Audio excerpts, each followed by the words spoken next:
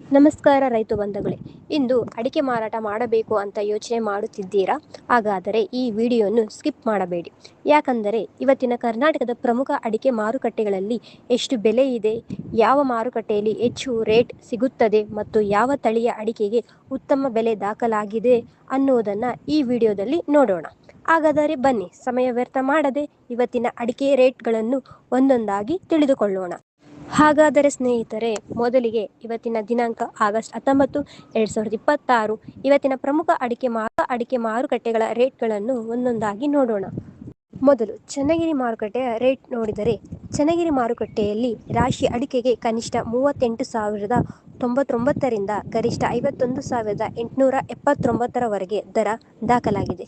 ನಿಮ್ಮ ಅಡಿಕೆಯ ಗುಣಮಟ್ಟ ಉತ್ತಮವಾಗಿದ್ದರೆ ಉತ್ತಮ ಬೆಲೆ ಸಿಗುವ ಸಾಧ್ಯತೆ ಇರುತ್ತದೆ. ಅದೇ ರೀತಿ ಸಾಗರ ಮಾರುಕಟ್ಟೆಯಲ್ಲಿ ರಾಶಿ ಅಡಿಕೆಗೆ 35,099 ರೂಪಾಯಿಯಿಂದ 50,449 ರೂಪಾಯಿವರೆಗೆ ದರವಿದೆ. ಚಾಲಿ ಅಡಿಕೆಗೆ ಕನಿಷ್ಠ 36,899 ರೂಪಾಯಿ ಮತ್ತು ಗರಿಷ್ಠ 39,111 ರೂಪಾಯಿ ದರ ದಾಖಲಾಗಿದೆ. ಅದೇ ರೀತಿ ಸಿದ್ದಾಪುರ ಮಾರುಕಟ್ಟೆಯಲ್ಲಿ ರಾಶಿ ಅಡಿಕೆಗೆ ಕನಿಷ್ಠ 47,119 ರೂಪಾಯಿ ಮತ್ತು ಗರಿಷ್ಠ 51,499 ರೂಪಾಯಿ ದರವಿದೆ. ಚಾಲಿ ಅಡಿಕೆಗೆ 38,699 ರೂಪಾಯಿಯಿಂದ 47,419 ರೂಪಾಯಿವರೆಗೆ ದರ ಸಿಕ್ಕಿದೆ.